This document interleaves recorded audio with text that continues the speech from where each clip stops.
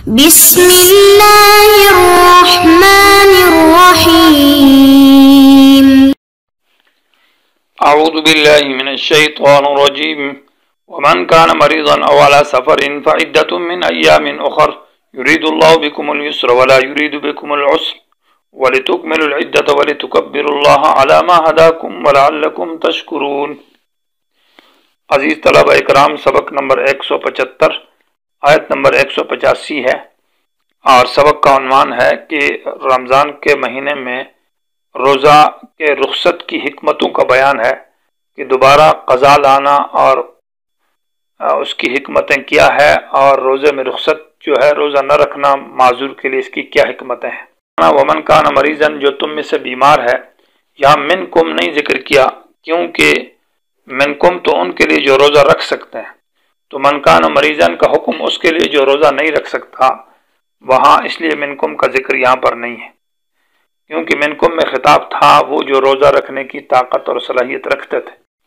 تو جو بھی بیمار ہے اور بیماری ایسی ہے کہ وہ روزہ نہیں رکھ نہیں سکتا وہ آدمی مرض کی حالت میں، او اعلی سفر، یا وہ آدمی سفر کے اوپر ہے، تو فعلیہ لازم ہے اس کے اوپر عدت شمار کرنا من ایام اخر، دوسرے ایام کا شمار کرنا۔ یہاں پر سوال یہ ہوتا ہے کہ یہ حکم تو ماقبل میں ذکر ہے آیت نمبر 184 کے اندر کہ فمن کان منکم مریضا او علی سفر فعدۃ من ایام اخر، تو دوبارہ اس کو کیوں ذکر کیا ہے؟ تو جواب یہ ہے کہ یہاں پر اس کے متعلق جو رخصت کی حکمتیں ہیں اور ان حکمتوں کی تفصیل کے لیے اس کو ذکر کیا ہے کہ اس رخصت میں کیا حکمتیں ہیں اور دوبارہ قضا لانے میں کیا حکمتیں ہیں۔ تو پہلی حکمت کا ذکر ہے یرید اللہ بکم الیسر، کہ اللہ تعالیٰ تمہارے ساتھ آسانی چاہتا ہے۔ اس کا تعلق یہ ہے کہ نفس جو فرضیت صوم کا اسقاط ہے، یہ فرضیت صوم کہ ماہ رمضان کے اندر جو روزہ تم پر فرض ہے، اس فرض کو ساقط جو کیا ہے کہ روزہ مت رکھو بیمار اور مریض کے لیے، یہ جو رخصت دی ہے یرید اللہ، اس کے ساتھ ہے کہ اللہ تمہارے ساتھ آسانی چاہتا ہے، اس لیے تم پر روزہ فرض نہیں کیا کہ مرض اور سفر میں بھی روزہ ضروری ہوتا اور رخصت نہ ہوتی تو سختی ہوتی، تو اللہ نے آسانی چاہیے کہ تمہیں اجازت دے دی کہ چلو روزہ کھا لو۔ ولا یرید بکم العسر، اور اللہ تمہارے ساتھ سختی نہیں چاہتا۔ سختی کا مطلب یہ ہوگا کہ اگر اس کی قضا لاؤ تو ایام مخصوصہ، یعنی قضا کی تخصیص ایام مخصوصہ کے ساتھ نہیں کی کہ جیسے ہی شوال کا مہینہ ہے تو پہلے دن سے روزہ رکھنا ضروری ہو گیا، یا ماہ شوال میں ضروری ہے، یا ذوالقعدہ کے اندر یا ذوالحجہ کے مہینے میں، کسی مہینے کی تخصیص یا کسی دن کی تخصیص نہ کرنا، بلکہ پورے اگلے سال تک کی اجازت دے دینا کہ جب چاہو جس وقت چاہو تو رکھ سکتے ہو۔ اور مطلب یہ کہ اس میں ترتیب بھی ضروری نہیں ہے کہ پے در پہ 6 دن قضا کیے 10 دن کی ہے تو وہ پے در پہ رکھے، بلکہ جب چاہے تو ایک رکھے پھر دوسرا رکھے۔ تو اس قضا کو خاص دنوں کے ساتھ متعین نہ کرنا اور ترتیب کو لازم نہ قرار دینا، یہ ہے ولا یرید بکم العسر، کہ اللہ تمہارے ساتھ سختی نہیں چاہتا۔ اگر یہ چیز ہوتی تو پھر سختی ہو جاتی۔ اور نفس قضا کیوں ہے کہ دوبارہ مثلا 10 دن روزہ نہیں رکھا، توڑ دیا ہے بیماری کی وجہ سے، سفر کی وجہ سے، تو اس کی قضا دوبارہ 10 دن کیوں لائی جائے گی؟ وَلِتُكْمِلُ الْعِدَّةَ، تاکہ وہ رمضان کی جو تعداد ہے 29 روزے یا 30 ہے وہ تعداد پوری ہو جائے تکمیلی عدت کے لیے۔ اور چوتھی بات یہ ہے کہ وَلِتُكَبِّرُوا اللَّهَ عَلَى مَا هَدَاكُمْ، کہ نفس قضا کیوں ہے؟ تو وَلِتُكَبِّرُوا اللَّهَ، تاکہ تم اللہ کی بڑائی بیان کرو، عَلَى مَا هَدَاكُمْ، اس طریقے پر، کیونکہ اگر قضا ہی نہیں ہے تو دوبارہ مطلب یہ ہے کہ اللہ کا نے اجازت دی تھی کہ روزہ میں رخصت ہے بیماری کی وجہ سے یا سفر کی وجہ سے نہ رکھ سکا، دوبارہ اس کی قضا لاؤ تاکہ اللہ کی عظمت کو دل میں رکھو، اللہ کی بڑائی یاد رہے۔ تو لِتُكَبِّرُوا اللَّهَ، یہاں تکبیر کا معنی یہ نہیں ہے کہ اللہ اکبر کہنا، تکبیر اللہ کا معنی ہے کہ اللہ کی بندگی، اللہ کی بڑائی، اللہ کے سامنے عاجزی، اللہ کی بندگی کرنا، اللہ کے سامنے اپنی عاجزی پیش کرنا۔ تو عاجزی یہی ہے کہ قضا لائی جائے، اللہ کے احکام کو مانا جائے، اللہ کے احکام پر عمل کیا جائے، اللہ کی رخصتوں کو قدر کی جائے، تو اللہ کے احکام کا خیال اور لحاظ رکھا جائے، تو گویا کہ اللہ کی بڑائی ہے اور اللہ کی عظمت کا خیال ہے دل میں۔ وَلِتُكَبِّرُوا اللَّهَ، تاکہ تم اللہ کی بڑائی بیان کرو، معنی یہ ہے کہ عظمت کرو، قضا لاؤ، علامہ اس طریقے پر ہداکم جو اللہ نے تم کو بتایا ہے۔ اس میں اشارہ ہے اس بات کی طرف کہ جو بھی اللہ کا حکم بجا لایا جائے، نماز ہے، روزہ ہے، زکوٰۃ ہے، ذکر ہے، عبادات ہے، خیرات ہے، صدقہ ہے، جو بھی ہے، لیکن اس میں شرط یہ ہے کہ طریقہ وہ ہو جو اللہ نے بتایا ہے، اور اللہ نے طریقہ نبی علیہ السلام کو بھیج کر آپ صلی اللہ علیہ وسلم کے ذریعے سے بتایا ہے۔ تو معنی یہ ہے کہ اوقات کا لحاظ رکھنا یا کیفیات کا اپنی طرف سے اس کا اختیار نہیں کہ اپنی طرف سے کیفیت بنائی جائے، اپنی طرف سے اوقات کی تعین کی جائے، بلکہ شریعت نے وقت جو متعین کیا تو وہی وقت ہے، اور شریعت نے عام رکھا ہے تو عام رکھا جائے، اور کیفیت جو شریعت نے بتائی ذکر کی، عبادات کی، وہی، اور اذکار مسنونہ کی، وہی شرعی طریقے کو برحال رکھا جائے۔ اس میں علامہ ہداکم میں اس کی طرف اشارہ ہے۔ وَلَعَلَّكُمْ تَشْكُرُونَ،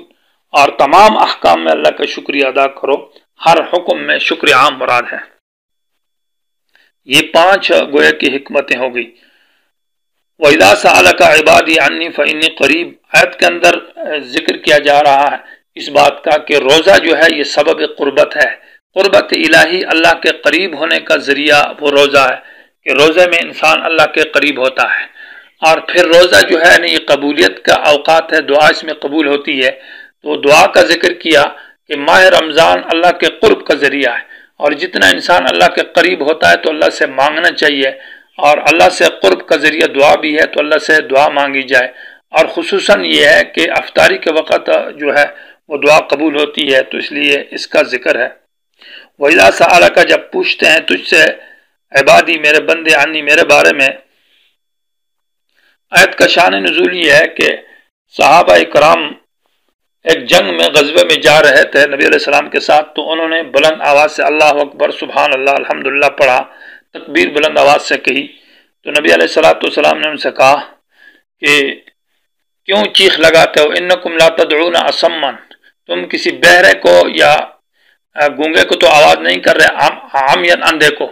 انکم تدعون سمیعا بصیرا، تم تو ایک سمیع ذات کو، سننے والا اور بصیرن، دیکھنے والی ذات کو پکار رہے ہو، تو چیخ کیوں لگاتے ہو؟ تو صحابہ کرام نے پوچھا رسول اللہ صلی اللہ علیہ وسلم سے کہ ربنا قریب فنناجیہ ام بعید فنن، ایک دیہاتی آدمی آیا اور اس نے آ کر رسول اللہ صلی اللہ علیہ وسلم سے یہ سوال کیا کہ ربنا قریب فنناجیہ ام بعید فننادیہ، ہمارا رب ہمارا قریب ہے کہ ہم اس سے سرگوشی کریں، من آستے سے پکاریں، یا اللہ ہم سے دور ہے اور ہم جو ہے نا اس کو بلند آواز سے چیخ لگا کر پکاریں؟ تو یہ آیت نازل ہوئی کہ جب پوچھتے ہیں اے پیغمبر تجھ سے عبادی میرے بندے، عنی میرے بارے میں کہ یہ دور ہے یا قریب، تو فإنی قریب، بے شک میں قریب ہوں، ان کو بتا دیجیے۔ اذا عموم کے لیے ہے، اذا سألک جب پوچھتے ہیں، عبادی سے عباد کی اضافت جب اللہ کی طرف یا ضمیر کی طرف ہو تو یہ اضافت عامہ بھی ہے اور خاصہ بھی ہے۔ عبادی معنی عام بندے، معنی یہ کہ میری مخلوق، اس وقت عبادت بمعنی خلق کا ہوگا، میری مخلوق میرے بندے، اور عبادی جب خاص اضافت ہو تو اس صورت میں معنی ہے کہ میرے خاص بندے جو مجھ پر یقین کرنے والے ہیں، میری ذات کو ماننے والے ہیں، مجھ سے محبت رکھنے والے، یہاں اضافت خاصہ ہے۔ تو میرے خاص بندے جب میرے بارے میں پوچھیں، یہ نہیں کہا فقل لہم، اصل عبارت ہی فقل لہم، ان سے کہہ دیجئے کہ انی قریب، بلکہ عبارت ہے فانی قریب، یعنی گویا کہ نبی علیہ السلام جو خبر دے تو اس سے یہ خبر کہ اللہ تعالیٰ خود بتائے، یہ زیادہ اقرب اور زیادہ محبت کی بات ہے اور زیادہ یقینی اور قطعی بات ہے کہ اللہ نے پیغمبر کو نہیں کہا کہ تو جا کر بتا، بلکہ خود اللہ نے کہہ دیا کہ فإنی، او میرے بندوں میں تمہارے قریب ہوں، لہذا مجھے چیخ لگانے کی ضرورت نہیں ہے، جہر کی ضرورت نہیں ہے۔ ذکر و اذکار اور مسنون دعاؤں کے اندر جتنا آستہ اور جتنا عاجزی کے ساتھ اللہ کو پکارا جائے گا، یہی قریب ہے الی الاجابت کہ وہ دعا قبول کی جائے، اور تضرعاً عاجزی کے ساتھ، و خفیتاً آستہ اور تضرع کے ساتھ، اجیب دعوت الداعی، میں قبول کرتا ہوں دعا مانگنے والے کی دعوت۔ ایک ہے اجیبو کا معنی کسی کی بات کا نفس سے جواب دینا، چاہے لا کے ساتھ ہو یا نام کے ساتھ ہو، معنی یہ کہ کوئی آدمی کسی سے کوئی بات کرے تو وہ آگے سے جواب دے دے ہے یا نہیں، ہاں۔ اور ایک ہے استجابہ کا معنی اس کے مقصد کو مان لینا، یعنی قبول کرنا، جو چاہتا ہے وہی چیز اس کی مان لینا، اس کو استجابت کہتے ہیں۔ یہاں استجیبو نہیں کہا بلکہ اجیبو کہا ہے، کیونکہ عین جو دعا مانگنے والا ہے اس کی وہی مقصد تو قبول نہیں کی جاتی. کبھی تو اللہ وہی مقصد قبول کر لیتا ہے، کبھی اس کی جگہ اس کو کوئی دوسری چیز دے دیتا ہے، کہیں اس سے مصیبت دور کر دیتا ہے، کہیں کچھ بھی نہیں دیتا یا نہ مصیبت دور کرتا ہے بلکہ اس کو اجر اور ثواب تو دے دیتا ہے. تو اس لیے اجیبو ذکر کیا. دعوتن یہ فعلتن کا وزن ہے، مانا ایک مرتبہ بھی جو دعا کرے فعلتن للمرت ایک حالت کے لیے آتا ہے، ایک مرتبہ بھی اللہ سے کہہ دے تو اللہ اس کی دعا کو قبول کرتا ہے. اذا دعان یہ عموم کے لیے ہے کہ جب بھی جس وقت جس حالت میں مجھ سے دعا مانگے گا، لیکن شرط یہ ہے کہ دعا صرف مجھ سے مانگی جائے. میرے ساتھ دعا میں کسی پیر، ولی، فقیر، قبر، بت کو شریک نہ کیا جائے کہ فلاں کے واسطے یا فلاں کے طفیل یا فلاں کے حق، یہ چیزیں نہ کہی جائے، بلکہ صرف اللہ کا نام اور اللہ کے اسماء کو ذکر کیا جائے. فَلْيَسْتَجِيبُوا یہ شرائط اجابت دعا کے لیے ذکر کی جا رہی ہے کہ دعا کی قبولیت کے لیے کیا شرائط ہے. تو پہلی شرط یہ کہ فَلْيَسْتَجِيبُوا لِي کہ یہ لوگ میرے احکام کو مانیں.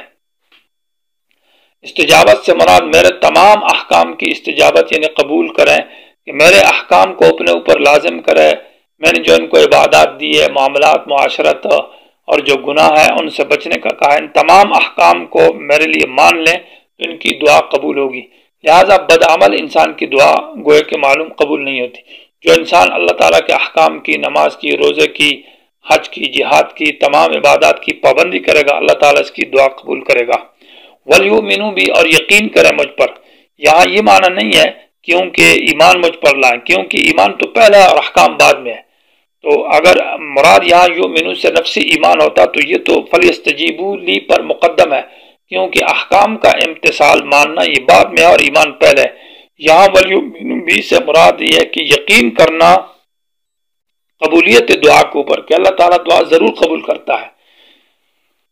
جس آدمی کو شک ہو کہ اللہ میری دعا قبول کرے گا یا نہیں کرے گا تو پھر اللہ تو غنی ذات ہے، بے پرواہ، اللہ کو کیا ضرورت ہے کہ اس کی دعا کو قبول کرے. تو وہ کہے گا میری دعا اللہ نہیں قبول کرتا تو اللہ کو کوئی ضرورت نہیں قبول کرے گا. نہ وَلْيُؤْمِنُوا بِي مجھ پر یقین کرے کہ اللہ تعالیٰ میری دعا کو ہر صورت میں قبول کرے گا. لَعَلَّهُمْ يَرْشُدُونَ کہ احکام کا امتثال بھی ہو، اللہ تعالیٰ کے احکام کو مانے اور اللہ تعالیٰ سے دعا کی قبولیت کے اوپر یقین بھی کرے. تو لَعَلَّهُمْ يَرْشُدُونَ تاکہ یہ پہنچ جائیں گے اپنے مقاصد تک. رشد کہتے ہیں کہ اپنے مقصد تک صحیح راستے سے صحیح طریقے سے پہنچ جانا. تو معنی یہ ہوگا کہ لَعَلَّهُمْ يَرْشُدُونَ اور یہ عقل مند لوگوں کا کام ہے. جیسے کہتا ہے علیس منکم رجل رشید کہ تم میں سے کوئی سمجھدار آدمی نہیں ہے. تو عقل مند اور سمجھدار اسی کو کہتے ہیں جو اپنے مقصد کو صحیح طریقے سے پہنچ جائے. اور قبولیت دعا میں یہ بھی ہے کہ عقل حلال و حلال خوراک کھائے. جیسے حدیث میں آتا ہے کہ رب اشعث مغبر کہ بسا اوقات بہت ایک پراگندہ حال آدمی، اس کے بال بکھرے ہوئے، کپڑے پھٹے ہوئے اور بیت اللہ کا غلاف اٹھا کر دعا کرتا ہے. فَأَنَّىٰ يُسْتَجَابُ لَهُ اس کی دعا کیسے قبول ہوگی کہ مَطْعَمُهُ حَرَامٌ وَمَشْرَبُهُ حَرَامٌ وَمَلْبَسُهُ حَرَامٌ کہ کھانا پینا اور لباس اس کا حرام کا ہے. تو حلال خوراک ضروری ہے اور یقین ضروری ہے اور اللہ تعالیٰ کے احکام کا امتثال بھی ضروری ہے. اور اسی طرح پھر اللہ تعالیٰ تو دعا کے لیے یہ شرائط بھی ہے کہ اللہ جس کے لیے چاہے گا جتنا چاہے گا تو اتنا ہی دے گا، جیسے کہ سورہ اسراء کے اندر اس کا ذکر